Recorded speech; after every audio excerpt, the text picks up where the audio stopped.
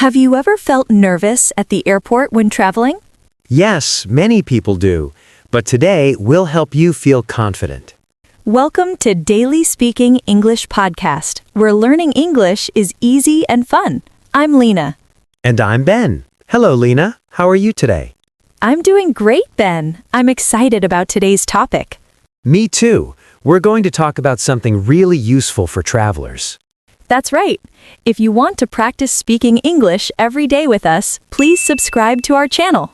Yes, we share new lessons regularly to help you improve your English.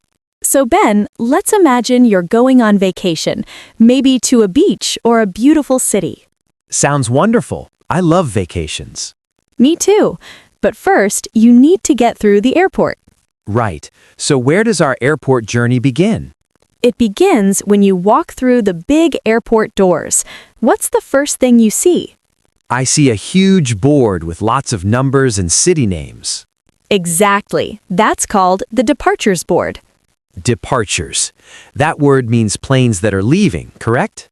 Yes, departures are planes going out. Arrivals are planes coming in. So I need to look at the departures board to find my flight. That's right. You look for your flight number. Every flight has a special number. Like Flight 205 to London? Perfect example. The board tells you which check-in counter to go to. Check-in counter. Is that the long desk where the airline workers are? Yes, that's step one. You go to the check-in counter. What do I need to show them? You need two important things. Can you guess what they are? My ticket. Yes, your ticket or your reservation number on your phone. And what else? My passport.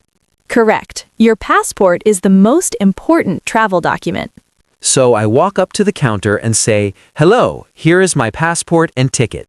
Perfect. That's friendly and clear. The agent will look at your documents. What happens next? They will ask you about your bags. This is an important part. Bags. There are different types of bags at the airport, right? Yes, there are two main types, the checked bag and the carry-on bag. Can you explain the difference? I sometimes get confused. Of course, the checked bag is your big, heavy suitcase.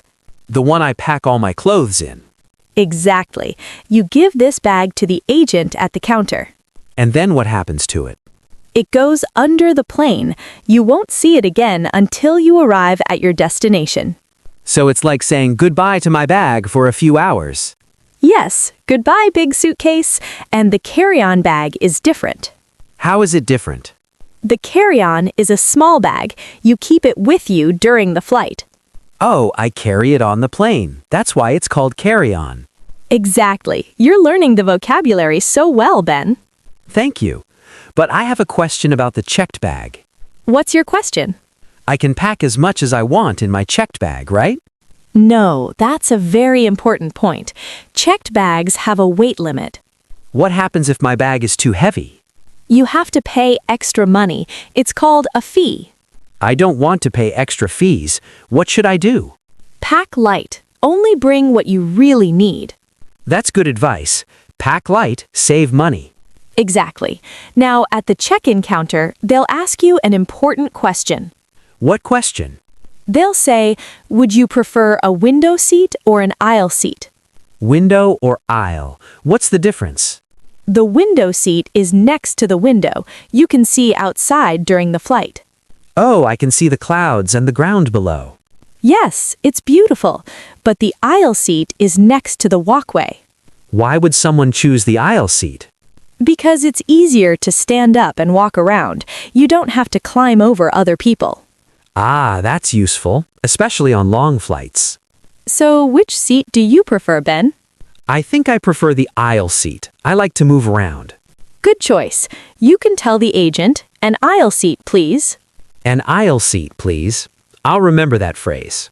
Perfect. Now, after you check your bags and choose your seat, what do you get? A ticket.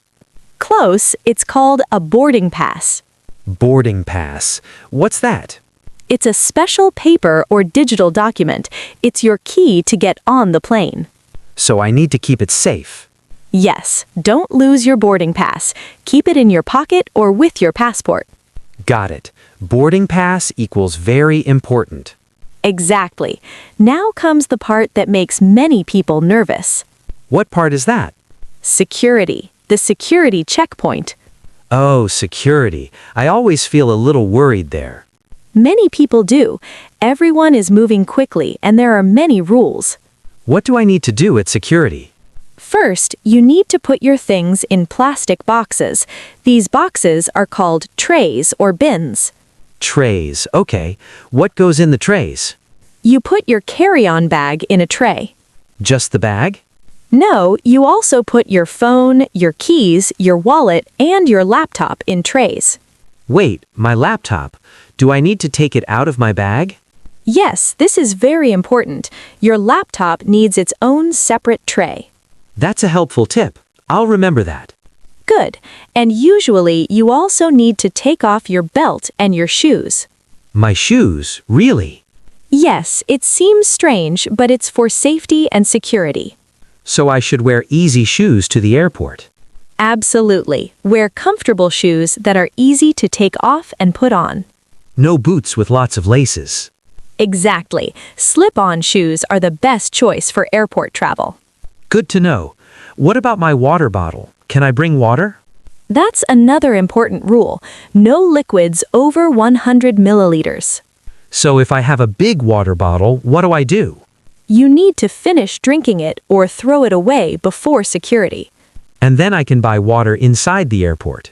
Yes, there are shops and cafes inside where you can buy drinks. Okay, so let me practice. No large liquids, shoes off, laptop out. Perfect. You've got all the main rules. What happens after I put everything in the trays? You walk through a special door called a metal detector. And hopefully it doesn't beep. Right. If you follow all the rules, it usually doesn't beep. And then? Then you're through security. You're now inside the main terminal area. The hard part is finished. Yes. Now you can relax a little. Next, you need to find your gate. The gate? Is that the door where I get on the plane? Exactly. Your boarding pass shows your gate number. Like gate A15 or gate B22? Perfect examples. You follow the signs to find your gate. And then I just wait there? Usually you have some time before your flight, so you can do a few things. Like what? Many people buy coffee or food. You can shop or just sit and relax. I always buy coffee at the airport. It's part of my routine. Mine too. Coffee and maybe a snack. But I should sit near my gate, right? Yes, that's smart. You need to listen for announcements about your flight. Announcements? What kind of announcements? They might say Flight 305 to Paris is now boarding. Boarding means getting on the plane. Yes, but sometimes they announce other things too. Like what? Sometimes they say Flight 305 is delayed. Delayed? What does that mean? Delayed means the flight is late. It's not leaving on time. That's not good news. No, but it happens sometimes. On time means the flight is leaving as planned. And what's the worst announcement? The worst is canceled. That means the flight is not happening at all. Oh no. What do people do if their flight is canceled? They talk to the airline staff to get on a different flight. But let's stay positive. Yes, let's imagine our flight is on time. Perfect. So you're sitting near your gate, drinking coffee, and then you hear the announcement. We are now boarding Flight 305 to Paris. Exactly. What do? I stand up and go to the gate. Yes, you show your boarding pass to the agent one more time. And then? Then you walk down a long tunnel to the plane. That tunnel has a special name, right? Yes, it's called a jet bridge. Jet bridge. That's a cool name. It is. You walk through the jet bridge and step onto the plane. And the flight attendants are there. Yes, they usually smile and say hello or welcome aboard. I should say hello back? Of course. Always be polite and friendly. Then I find my seat. How do I know which seat is mine? Your boarding pass shows your seat number, like 14A or 22C. So I look for that number and sit down. Exactly. You sit down and put your carry-on bag under the seat or in the overhead bin. Overhead bin. That's the storage area above the seats. Correct. And then what's the most important thing to do? Put on my seatbelt? Yes. The phrase is fasten your seatbelt. Fasten your seatbelt. Click. Perfect. And then the plane takes off and you fly to your destination. This is exciting. But wait, the routine isn't finished yet, is it? You're right. After you fly, you land at your destination. And then what happens? If you're traveling to a different country, you go through immigration. Immigration. What's that? It's also called passport control. Officers check your passport and documents. Do they ask questions? Yes, they usually ask a few simple questions. What questions? The most common question is, what is the purpose of your visit? Purpose of your visit. That means, why am I there? Exactly. And you need to give a clear, simple answer. What should I say? If you're on holiday, you say vacation or tourism. Vacation or tourism. Easy. And if you're traveling for work, you say business. What other questions might they ask? They might ask, how long are you staying? And I say the number of days. Yes, 1 week or 10 days or whatever is true. Keep the answers short and honest. Exactly. Short, honest, and clear. What happens after immigration? You go to baggage claim. Baggage claim. That's where my big suitcase comes back. Yes, remember we said goodbye to it at check-in? And now we say hello again. Exactly. You wait at the carousel. Carousel. What's that? It's the moving belt where the bags come out. The bags go round and round. Like a circle? Yes, you watch the bags going around until you see yours. And then I grab it. Yes, grab your bag and check that it's really yours. Look at the name tag. Good idea. What's next? The last step is customs. Customs. What happens there? Customs officers check if you're bringing anything you shouldn't bring into the country. Like what? Like too much of certain products or food or other restricted items. What if I don't have anything like that? Then you just walk through the green door. It says nothing to declare. Nothing to declare. That means I have nothing special to report. Exactly.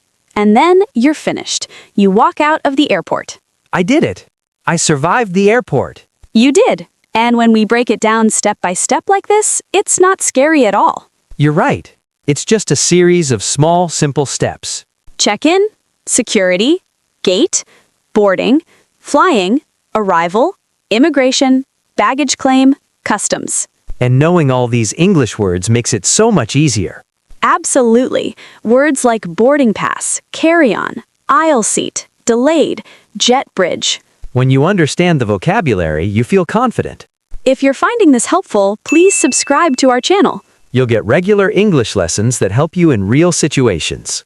Subscribing is quick and easy, and it helps us create more content for you.